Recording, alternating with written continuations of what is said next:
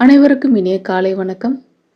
மார்கழி மாதம் 24ஆம் நாள், திருப்பாவை 24ஆம் பாடல்.